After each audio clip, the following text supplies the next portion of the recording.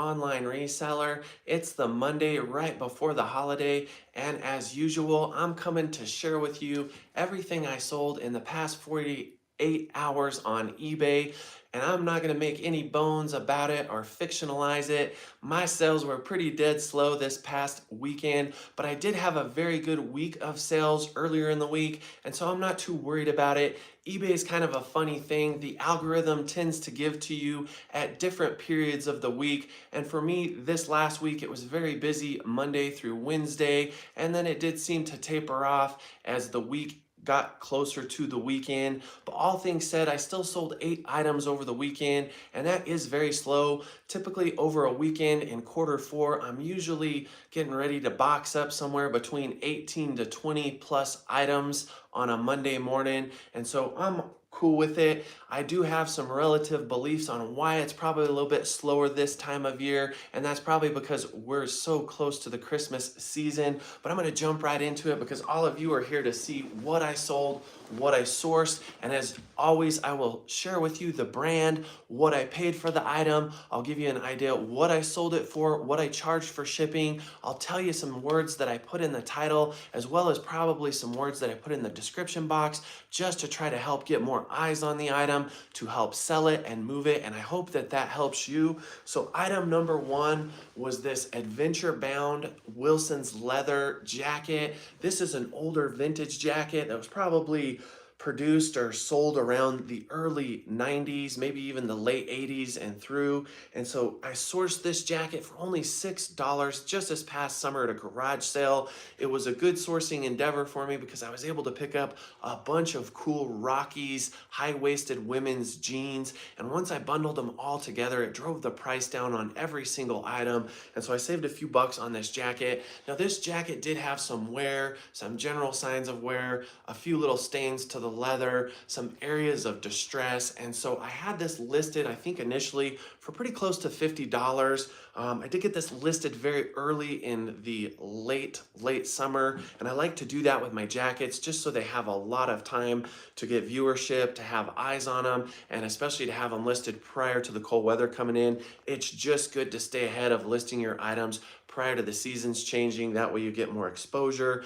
But nonetheless, I did drop the price on this several times just because it didn't have a whole lot of energy. There wasn't a lot of views, not a lot of watches. And to be honest with you, the sell-through rate wasn't exceptional on this, but because it was Wilson's leather and because it was just a leather jacket in general, not in terrible condition, that's why I sourced it, because I do really good on jackets. And oftentimes if it's not a super strong brand, I'll just try to accentuate the materials. And so this here, I just put vintage 90s, 80s, I put leather. It was more of a chore style jacket, and so I made sure and put that on there. And then I accentuated the color. I made sure and put in the actual color from the factory, and that'll help you a lot if you can figure out that color, especially with a lot of different brands. It just helps to get, for some reason, a quicker, better sale.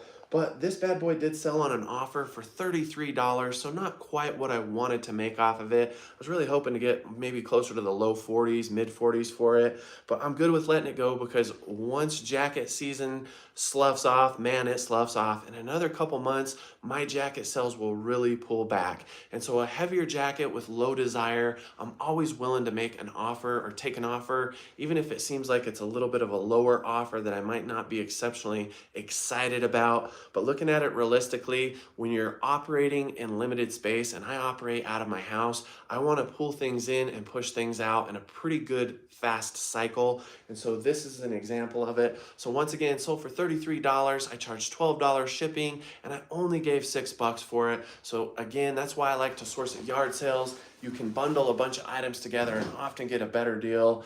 Here is another item though that I sourced midsummer at a garage sale. Because I live in northern New Mexico, there's a ton of oil field, a ton of farming, a ton of construction, a lot of industry. There's a lot of gas plants and refineries. And so work utility and flame resistant garments are very easy to source and very easy to find, not only at garage sales and yard sales, but often in the thrift stores. You do have to be careful with paying up for some of these items. Now this here is a Tough Tech FR jacket. It's an Arctic style jacket, so it's pretty big. It's got kind of the chore style to it. It's got the multiple pockets above and below on the chest section. This jacket is a very low tier generic brand, and I sell a lot of work utility and a lot of FRs, but this is actually my first experience selling this brand. So I didn't list this jacket for a whole lot of money despite being very clean and in very good condition. And for several reasons, it had a lower desired brand tacked to it. So for that reason, it was going to be a little bit harder to sell for a premium, but it also had an outside company's embroidery on it, and that's not uncommon when you're selling work utility. Often you might also see a person's name on the other side, but it's not an issue just as long as you're denoting it on your title. Maybe put flaw, or I often put asterisk read, and then in the description box, I'm just good about describing that the garment has an outside company's logo embroidered into it. But regardless, I did pay $10 for this jacket because it was very clean. I knew I'd be able to sell it. And typically about this time of year or after the holidays is when I really start selling a lot of the heavier work utility jackets, or the jackets that are flame resistant. I don't know why that is. Maybe it's because the colder weather really sets in after the holiday. But this bad boy here sold for $46.80. I charged $12 shipping because it is a very large and heavy jacket. Glad to see it go. Again, I like to offload jackets that are not as desired a little bit quicker because I don't want them weighing down my clothing racks for very long. When it comes to these type of jackets, in the title, I'll always put safety clothing, flame resistant. I might put Cat 2. I'll definitely put FR. And then when I get into the description box, I have a whole host of different keywords that I like to put in that description box, and several are oil filled. I'll put construction, I'll put electrician, refinery, welder, gas plant, industrial, factory, machinist. And here lately with a lot of these flame resistant jackets, because I know that there's a lot of desire for them in the oil field because I live in the oil field, I've been putting North Slope. I have a handful of friends that have worked up in the North Slope of Alaska, and guys up there are always trying to find replacement garments. They beat this stuff up. They don't want to have to pay a premium for it, especially if their company doesn't provide an allotment for this type of clothing, and it can get expensive despite those guys getting paid a lot of money. And so another word I've also been adding is Gulf Shore. There's a lot of oil platforms off the Gulf Shore, south of Texas and down into the south part of America. And so I just like to target any audience I can because I sell so much flame resistant clothing, so much work utility. I've just gotten really good about knowing what to list the items for. This jacket is quilt lined, so that's something I'd also put probably in the title, if not in the description. And other than that, just denoting that it had the outside company's embroidery. If it has any oil stains, any holes, you want to let the potential buyer know that. And don't try to hide anything. That's a good way to get somebody pissed off. It's a good way to get a return. If you're trying to seek out the status of being a top rated seller, you want to maintain a low return rate. So just be honest. Honesty is always your best option when it comes to life, work, and especially with selling used goods, because when you're dealing in selling used goods, oftentimes what you're dealing with or dealing in are items that are just beat up. So be selective about what you're sourcing, and then be very thorough about listing the flaws. I'll get off this one, but again, I paid $10, sold it for $46 and some change, and I charged $12 shipping. Now this next piece was a score, and I picked this up very early in the garage selling season, just this past spring.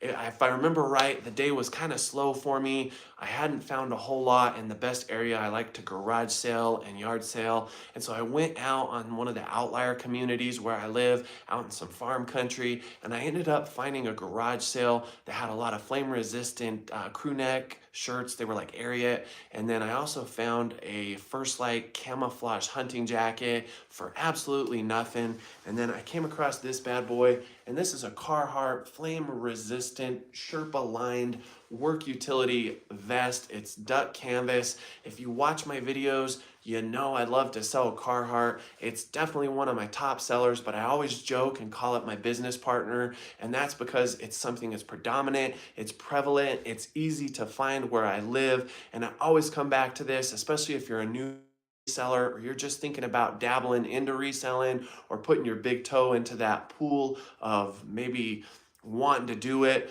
Look for the items that are common in your area. If there's a lot of golf courses where you live, where you're going to be able to source a lot of golf apparel. For me, it's a rural area. There's a lot of country western wear. There's a lot of work utility. And so I target those things. It makes it easier to source those kind of things. And just getting to know those lines, those brands, and getting to figure out what sells the best will help you clue in to what the market wants. And that's the game we're playing. We're trying to fill the demand with our supply. So this bad boy here, I sourced for $8. And again, I bought a bunch of garments, which helped drive the price of this item down. I believe they wanted like $12 if I remember right, but I bundled a bunch of stuff together and I just offered them one base price. And that's what helped get this for a great deal. I actually listed this new without tags. It was that clean. And so most of those were selling for between about $70 to $78. I did take an offer on this garment, on this vest for $68, which was pretty close to what I wanted to get for it, plus $11 shipping because it is heavy. It's a 2XL, so it's gonna cost some freight. It's gonna cost some money in the weight to ship it. And then again, I only paid $8. So I love me some Carhartt. Again, use all those work utility keywords, those words in the title. With Carhartt specifically, I love to put duck canvas. That's what they're known for, especially if the garment is canvas. A lot of their pants, their work pants, the double knees are made out of duck canvas. Most of their jackets for men are made out of duck canvas unless they're like soft shell or maybe a waterproof material. So definitely put duck canvas in your listing. Put Carhartt, make sure you spell it right. I love me some Carhartt. It is something that helps to pay my bills. So again, find a brand and just go crazy for it. Now here's one of my bread and butter brands. I just picked this up last week. It did have some flaws. This is a Columbia Omni Heat women's crew neck shirt. I only gave $3 for this at one of the thrift stores up in Colorado I like to source from. I didn't realize that it had several faint black stains on the sleeve, so I had to address that. It also had a few very small spots right before the name on the front chest of the shirt. So unfortunately, I had to list this for a lot less, but I knew because it was from the Omni Heat line that it would sell. It was in a good size for a woman. It was in good color. And most women are going to wear this as a base layer. So I sell a lot of different GORP or outdoor adventure apparel brands that are not in ideal condition, that are base layers. And that's because people are just going to be wearing them under a bunch of clothing when they're out snowshoeing, when they're snowboarding, when they're skiing, when they're riding a snow machine. And so sometimes the appearance doesn't always have to be spectacular with garments like this. This bad boy here ended up selling for $10 on an offer. I think I had it listed for $13, but I think originally when I purchased it, I figured I could probably sell it for $17 to $20. I just knocked the price down to move it because it was flawed, and I didn't realize that when I purchased it, but that's cool. It still moved, and I sold it with $5.95 attached shipping, flat rate, and I'm glad to see it move. Be on the lookout for Columbia, PFG, Omni Heat, any of their advanced lines that are just not in the basic tier typically will sell well. I love selling the fishing pants, the fishing shirts, but I've really gotten into a lot of their outerwear, their winter wear, just this past winter, this past fall, and that's because I can find it. Does it make me a whole lot of money? Not really, but I can source it for a pretty good price relatively compared to like Patagonia or some of the higher tiered, better quality outdoor adventure apparel brands, and it still sells pretty quickly for me. So the biggest thing with Columbia is just make sure that you check the quality and look over the garment with a fine-tooth comb or with that scientific microscope, as I'll sometimes say, and make sure that your buy-in price is very low because a lot of Columbia, again, has a low average sell price when compared to a lot of other outdoor adventure apparel products. And here's a brand that I don't sell enough of, but the last 6 months I've been really trying to look out for that pony, for that Ralph Lauren. Probably the big reason I don't sell more of it, even though I can find it, is a lot of the thrift stores in the fall and in the winter months that I source from know that it's worth money, and so it's just priced to the max, and it's hard to make any profit off of it. So I have to be selective. And this here was just a crew neck vintage men's sweater, probably from the late 90s or Y2K era.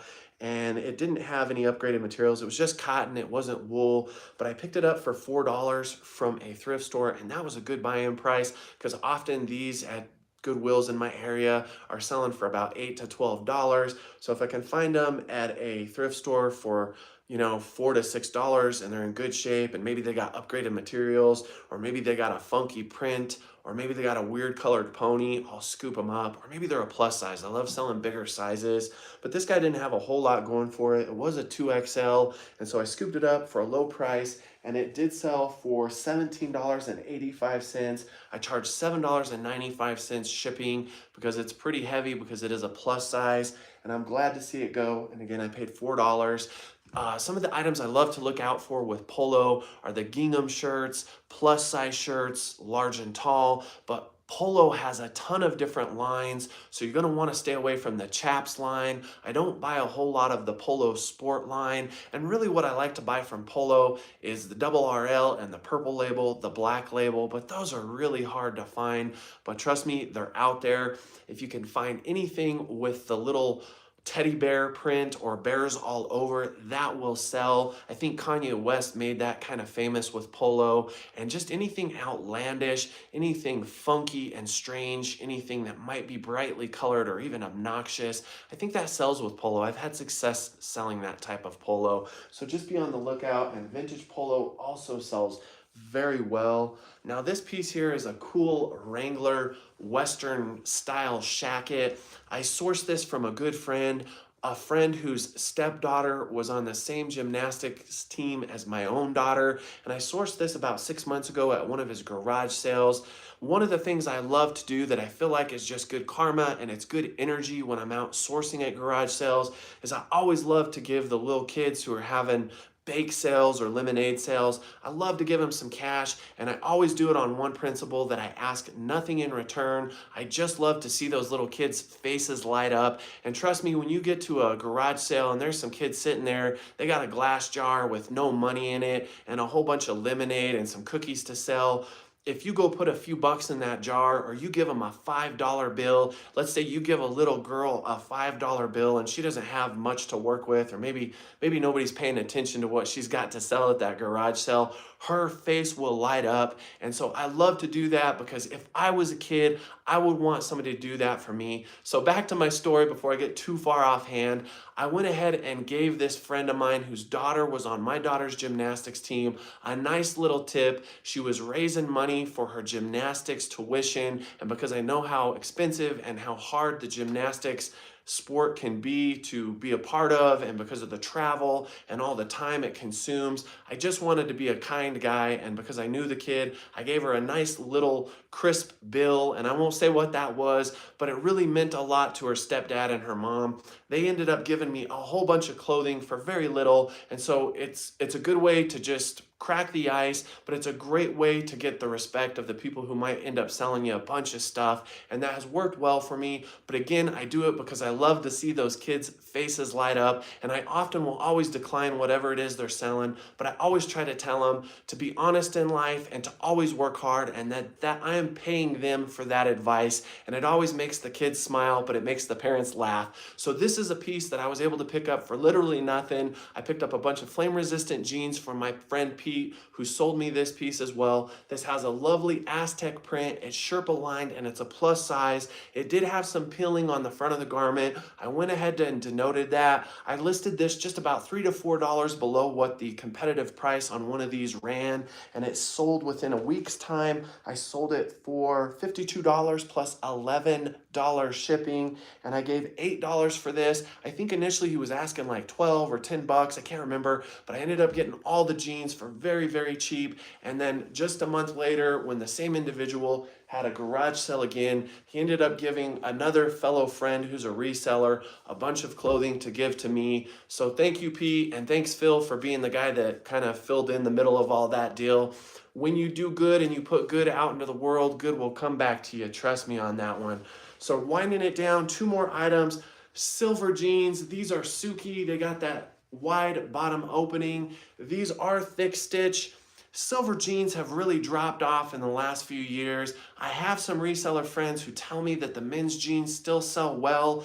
for me, I just never find, I'm never able to source the men's jeans, but for whatever reason, the women's jeans are very popular in my area. I have completely pulled back on thrifting silver women's jeans because the prices are often just too high to make much profit or for it to be worth my investment of time. But if I can find them at garage sales, if they're thick stitch, they got that real wide thick stitch there, if they're whiskered and if they're in good condition, and especially if they're dark wash, preferably in a good women's size, I'll still scoop them up, but I really don't want to pay more than $2 to $5 a pair. And really lately, I think the end of this last summer, I was preferring to pay only about $2 to $3 for them because they have just really slowed down. And I will say that there's other women's brands of jeans that I like to buy that I'll still pay up for that have slowed down. I know Rock Revival, Miss Me jeans have kind of slowed down. I sell a lot of area jeans and they're solid for me, but the women's jeans just never sell quite as fast as the men's jeans.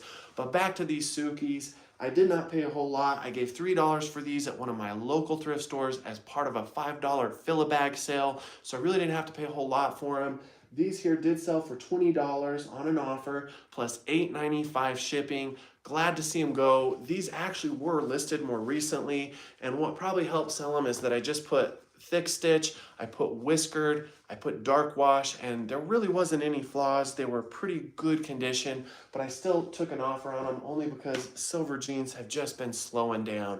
So I'm gonna go ahead and finish this what sold video with one of my favorite brands. Probably kind of hard to see, but this is a Patagonia Capilene men's base layer. I sourced this, I think, in the late fall or early spring last year, but I didn't pay a whole lot for it. I gave $2.30 for this at a local thrift store that's very affordable. It did have a few little flaws to it, and if I remember right, I do believe I sourced it at the tail end of the season, and so for that reason, it's probably why it didn't sell, because we were transitioning into spring, and these really sell well for me during the ski season, when it's snowy, when it's cold, again, as part of people liking to have base layers, and so didn't pay a whole lot for it. It did sell for $20 plus $5.50 shipping. Happy to see it go. I sell a ton of Patagonia. It's one of my favorite outdoor adventure apparel brands to resell. And I think the reason I sell it so well is because it's very expensive to buy brand new in the retail space.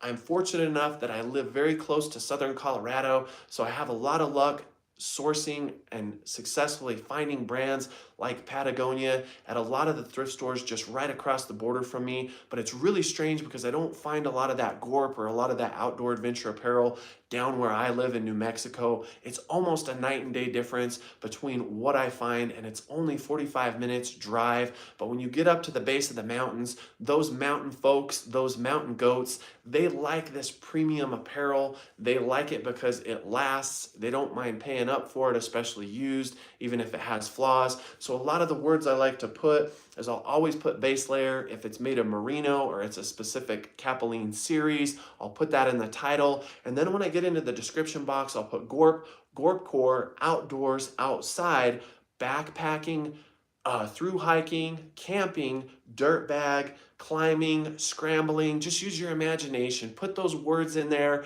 that make it sound like the person's going to go outside and have some fun in the outdoors. So that is it, my friends. Pretty slow weekend for me, but that is just the way the algorithm works. If you're new to reselling, just understand it's not always going to get better and better and better. What reselling really is it's a roller coaster. It's up and down, and you just got to enjoy the ride. I think a lot of the reason that the sales have been a little bit slower for me is we are at the tail end of Q4, and I haven't been listing the max. I've been listing very minimal for the last several months, and that's because my sourcing has kind of slowed down. I have to thrift this time of year, and that can be expensive for me. And so because it's the holidays, I just kind of slow down on how many items I'm listing daily. But what I found as I'm selling into my third Christmas on eBay is generally the last few weeks of Q4 seem to slow down, and I have my own theories. I think some of it is that people probably are not buying for themselves during the Christmas holiday. They're buying for others.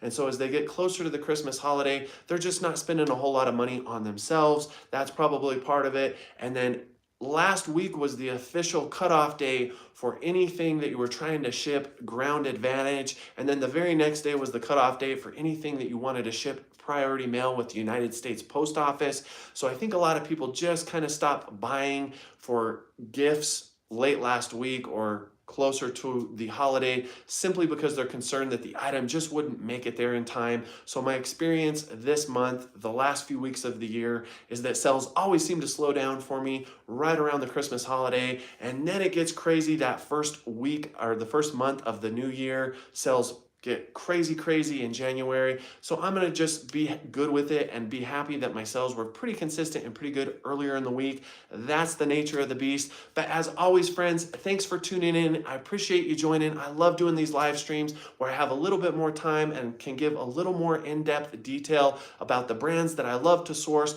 what I pay for them, how I like to list these items, and what I sell the items for, as well as how much I charge for shipping. And lastly, again, what I like to pay for them. So thanks for joining in. If you like this video, please reach out in the comments. Let me know what you're selling. Let me know what's working for you. I love to hear about what your business and what your little store is doing. And let me know if there's anything you have to lend to this video. I just love to engage with the fans and with the people following me. But until next time, friends, if you like this video, please reach out there, hit that like button. And if you like this video and you like this type of content, please subscribe. I'm out.